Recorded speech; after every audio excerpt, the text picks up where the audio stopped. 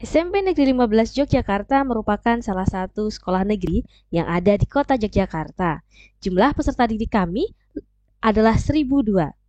Keberagaman peserta didik inilah yang menjadi tantangan bagi guru dalam merancang pembelajaran yang nyaman, menyenangkan, dan berpihak kepada peserta didik. Oleh karena itu, saya, Mega Ayu Wulandari, dari SMP Negeri 15 Yogyakarta, guru mata pelajaran bahasa Inggris, melaksanakan praktik baik, yakni pembelajaran berdiferensiasi, belajar bahasa Inggris dengan nyaman dan menyenangkan. Melalui pembelajaran berdiferensiasi, guru dapat memberi keleluasaan pada peserta didik untuk meningkatkan potensi dirinya sesuai kesiapan belajar, minat, dan profil belajar peserta didik. Pembelajaran berdiferensiasi ini tidak hanya berfokus pada produk pembelajaran, tapi juga fokus kepada proses, konten, ataupun materi. Dalam pelaksanaannya, tentu ada tantangan untuk mencapai tujuan praktik baik ini. Tantangan dalam merancang proses pembelajaran berdiferensiasi salah satunya adalah bagaimana guru dalam mengembangkan variasi kegiatan yang dapat mengakomodasi beragam gaya belajar mulai dari visual, auditori, ataupun kinestetik, hingga pengelompokan yang sesuai dengan kesiapan, kemampuan, dan minat peserta didik. Bagaimana langkah strategi dalam menyelesaikan permasalahan tersebut? Langkah-langkah yang diterapkan dalam pembelajaran berdiferensiasi menggunakan backward design yang terdiri atas 3. Yang pertama, mengidentifikasi tujuan pembelajaran. Yang kedua, menentukan bukti pencapaian atau assessment. Dan yang terakhir adalah penyusunan perangkat pembelajaran.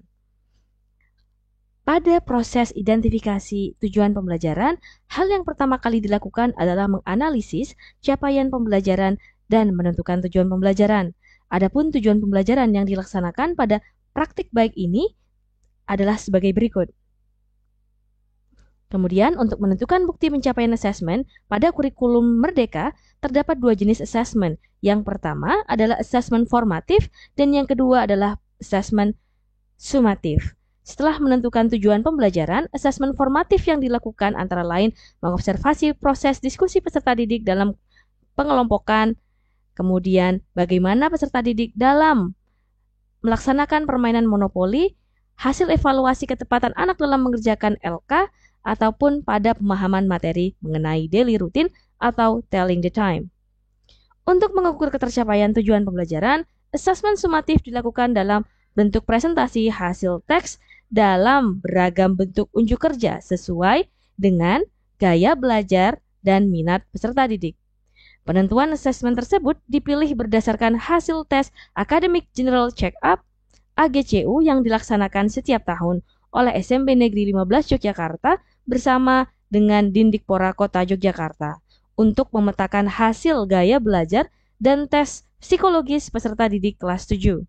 Data tersebutlah yang kita gunakan oleh guru sebagai acuan dalam menentukan materi, tugas, maupun produk yang akan dihasilkan oleh peserta didik.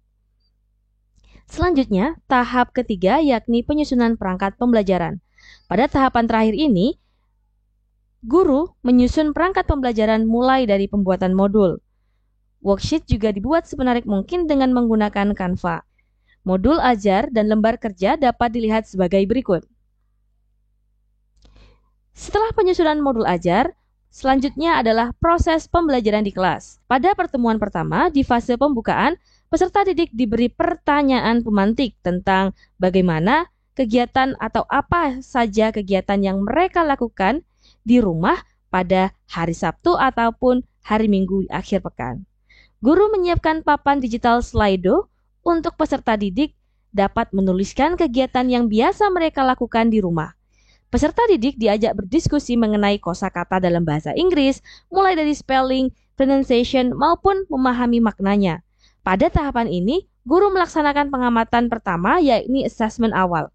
Proses pengumpulan informasi pada asesmen awal ini dapat guru gunakan untuk menentukan diferensiasi konten pada pertimbangan kesiapan belajar peserta didik.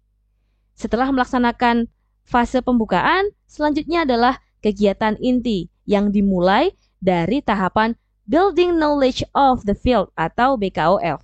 Pada tahapan ini, peserta didik mendapatkan sebuah video stimulus mengenai healthy habits. Tentu, tema ini sangat dekat dengan peserta didik.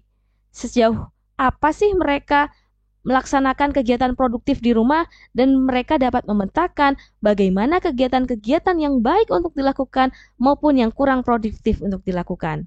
Peserta didik mendiskusikan konten mulai dari apa isi dari konten tersebut. Setelah mereka menonton video stimulus, peserta didik diminta untuk membandingkan kegiatan produktif yang baik dilakukan saat akhir pekan di rumah ataupun kegiatan yang kurang produktif. Mereka mengkategorikan kegiatan-kegiatan tersebut secara individu, berpasangan maupun kelompok. Selanjutnya yakni adalah tahapan modeling of the text atau MOT. Peserta didik mendengarkan sebuah audio mengenai daily routine dan menjawab beberapa pertanyaan dari LKPD. Peserta didik memahami materi terkait telling the time in English dengan menggunakan materi yang beragam, seperti video, artikel, ataupun buku sesuai dengan gaya belajar mereka. Selanjutnya, tahapan yang ketiga adalah joint constructions of the text. Pada tahapan ini, peserta didik bekerja bersama kelompok atau pasangan menyusun teks dialog bergantian dengan media board game. Penggunaan media ini dirancang sesuai kesepakatan kelas pada pertemuan sebelumnya. Media dan metode apa yang diinginkan mereka adalah sebuah kesepakatan yang telah ditentukan. Pada kegiatan ini, peserta didik dapat memberi pendapat dan saling bertukar ide untuk kegiatan sehari-hari. Apa manfaat dari kegiatan tersebut dalam kehidupan sehari-hari melalui permainan board game. Selanjutnya, tahapan terakhir adalah independent constructions of the text. Pada tahapan ini, peserta didik secara individu menyusun sebuah teks mengenai kegiatan rutin yang dilaksanakan pada akhir pekan. Peserta didik mendapatkan kebebasan dalam menyusun produknya, mulai dari membuat video, komik, poster, ataupun audio. Dalam tahapan ini, guru membantu peserta didik melakukan refleksi ataupun evaluasi penilaian sumatif terhadap proses-proses perancangan teks.